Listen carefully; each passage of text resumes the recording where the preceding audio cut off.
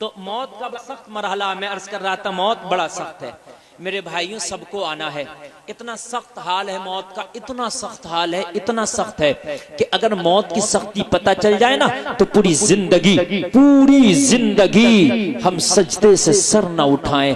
لوگوں موت آتی ہے تو موت کا فرشتہ ہمیں باندھ دیتا ہے۔ لوگوں جب موت آتی ہے تو ہم موت کے فرشتے کی جب ہیبت ناک خطرناک صورت دیکھتے ہیں، ہماری آنکھیں پھٹی کی پھٹی رہ جاتی ہیں، ہماری زبان نکل جاتی ہے، ہمارا منہ پھیل جاتا ہے۔ آپ نے دیکھا ہوگا انتقال کے بعد گھر والے رشتہ دار مرنے والے کا منہ کسی کپڑے سے باندھتے ہیں، اس لیے کہ منہ پھیلا رہ جاتا ہے۔ لوگوں کبھی سوچا آخر کار یہ مرنے والے کا منہ پھیلتا کیوں ہے؟ کبھی سوچا یہ مرنے والے کی زبان نکلتی کیوں ہے؟ کبھی سوچا مرنے والے کی آنکھیں پھٹی کی پھٹی کیوں رہ جاتی ہے؟ ذرا سوچ میرے مسلمان، تو کس غفلت کا پردہ اوڑھ کر تو کس غفلت کے جنگل میں سو رہا ہے؟ اعلیٰ حضرت نے اسی کو تو کہا تھا، سونا بن ہے سونا پاس ہے سونا زہر ہے، اٹھ پیارے تو کہتا ہے میٹھی نیند ہے، مت کیسی مت والی ہے۔ تو میٹھی نیند کہہ رہا، تو دنیا میں کیسا سو رہا ہے؟ تیرے پاس جو ایمان ہے یہ سونے کی گٹھری ہے، اور ساری جو دنیا تجھے نظر آتی ہے سونا بن ہے، اور یہاں پر تیرا ایمان چھیننے کے لیے شیطان ڈکیت کھڑا ہے۔ یہاں اگر تو سو گیا تو یہ تیرا سونا زہر ہو جائے گا۔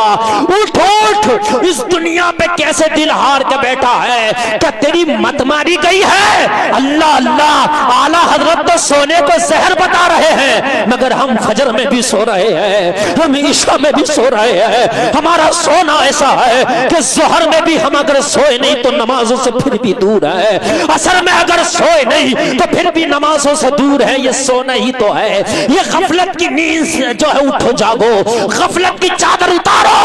خدا کی قسم موت کا فرشتہ جب آئے گا بڑا سخت منظر ہے لوگوں، بڑا سخت منظر ہے۔ جب موت کا فرشتہ نگاہوں کے سامنے آتا ہے، اگر مرنے والے کو اجازت ہو تو خدا کی قسم اتنا بھاگے کہ پوری دنیا نہ پکڑ پائے اسے، اتنا بھاگے کہ پوری دنیا نہ پکڑ پائے، مگر فرشتے اسے جکڑ دیتے ہیں، نہیں بھاگ سکتا، جکڑ دیتے ہیں۔ آپ موٹر سائیکل سے جا رہے ہو، ادھر سے ٹرک آ جائے، آپ کا ایکسیڈنٹ ہوتے ہوتے بچے، ٹکر ہوتے ہوتے بچے، ایک دم بال بیچ میں آ جائے، آپ ایک لمحے کے لیے آنکھیں پھٹی کی پھٹی رہ جاتی، ہوتا کہ نہیں ہوتا؟ آنکھیں ایک دم پھٹی۔ اس وقت اگر بات کرو تو بات نہیں کرتا آدمی، کہتا بھی تھوڑی دیر کے لیے خاموش ہو جا، بس تھوڑی دیر کے لیے۔ بھائیو ایسا ہوتا کہ نہیں ہوتا؟ ایک دم سانپ، یا آپ جا رہے ہو راستے میں بہت زہریلا سانپ آپ کے سامنے سے نکل جائے، اس طریقے سے آپ ہو جاتے ہو، تھوڑی دیر کے لیے نہیں بولتے۔ بھائیو بات ہے کہ نہیں ہے؟ کیوں؟ تیرے اوپر ڈر طاری ہو گیا، خوف طاری ہو گیا۔ یار ایک سانپ کا اتنا خوف طاری ہوتا ہے، ایک ایکسیڈنٹ ہوتے ہوتے بچ جائے۔ فلیٹ میں سفر کر رہے ہو، پلین میں، اگر اچانک دھچکے سے نیچے آ جائے تو لوگوں کی سانسیں رک جاتی ہیں، حقیقت بتا رہا ہوں، لوگوں کی سانسیں رک جاتی ہیں۔ یا اللہ، اگر مسلمان ہے تو فوراً نکلتا ہے یا اللہ، یا کسی اور مذہب کا ماننے والا ہے تو وہ اپنے پیشوا کو یاد کرتا۔ بھائیو یہی بات ہے کہ نہیں ہے؟ یار وہ پلین جو بھی کریش بھی نہیں ہوا، وہ پلین جو بھی گرا نہیں، صرف ایک جھٹکے سے نیچے آیا تھا، تیری سانس رک گئی تھی، تیرا منہ پھیل گیا تھا، وہ ٹرک جو بھی ایکسیڈنٹ بھی نہیں کیا، بس تیرے برابر سے نکل گیا، تھوڑی دیر کے لیے خاموش کھڑا رہ گیا، وہ سانپ جو تجھے ابھی ڈسا بھی نہیں ہے، تیری سانس رک گئی۔ اے مسلمان مجھے تو بتا، وہ موت کا فرشتہ جب تیرے پاس آئے گا، آنے کے بعد میں جیسے سانپ بنا ڈسے چلے گیا، وہ بنا روح لے کے نہیں جائے گا، جیسے ٹرک بنا ایکسیڈنٹ کیے چلا گیا، وہ تجھے بنا تیری روح قبض کیے نہیں جائے گا، جیسے پلین بنا کریش ہوئے رہ گیا، وہ تیری بنا روح قبض کیے نہیں جائے گا۔ جب وہ آ گیا تجھے بھی یقین ہو جائے گا یہ خالی ہاتھ نہیں جائے گا، یہ میری روح لے کے جائے گا، مگر بڑی سخت ہے۔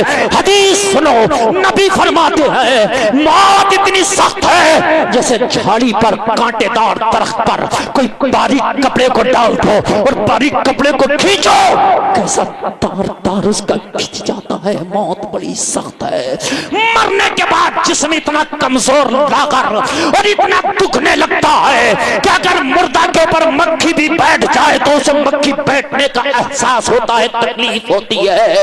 اگر مرنے والے کو جنازے کو تیز لے کے جاؤ اور اس کا جنازہ چارپائی پہ ہلے اسے تکلیف ہوتی ہے، اس لیے حکم ہے کہ جنازے نہ جائے، اسے جھٹکا نہ دیا جائے۔ ہائے غافل انسان، جب موت کا یہ حال ہے تو قبر کا حال کیا ہوگا؟ جب موت کا یہ حال ہے تو قبر کا حال کیا ہوگا؟ بتا مجھے قبر کا کیا ہوگا؟ اور قبر کے بعد پھر میدان محشر کا حال کیا ہوگا؟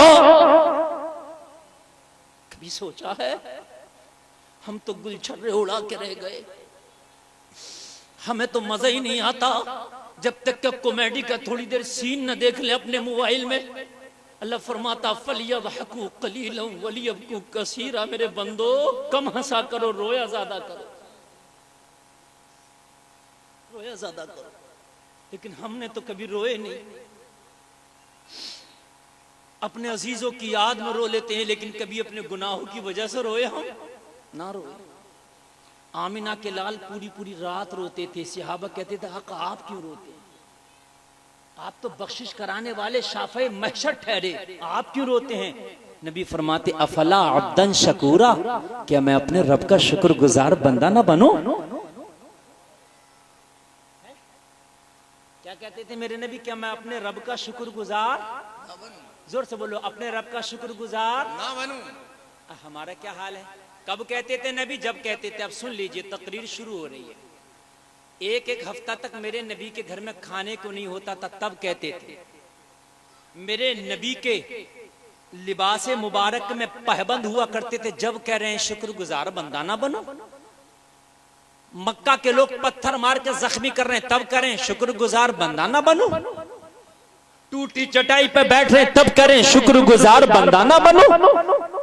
4 سال کی فاطمہ کو فاقے ہوتے ہیں، اپنے باپ کی طرف حسرت بھری نگاہوں سے دیکھتی ہیں تب کہتے ہیں شکر گزار بندہ نہ بنو۔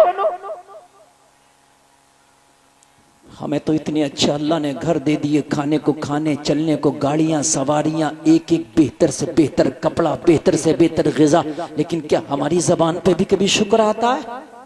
آتا ہی نہیں یار۔ ہمیشہ یہی ہم تو کہتے ہیں یا اللہ فلاں کو تو نے اتنا دے دیا، فلاں تو ایسا ہے، فلاں تو ایسا ہے، فلانا تو امیر ہے، کوٹھی کا مالک ہے۔ یہ شکر کی زبان نہیں میرے پیارے۔ اللہ نے جسے دیا دیا، لیکن تجھے جو اللہ نے دیا ہے وہ بھی اتنا دیا ہے کہ قیامت تک شکر ادا کرے تو نہیں کر سکتا ہے، نہیں کر سکتا۔ تجھے بھی تو اللہ نے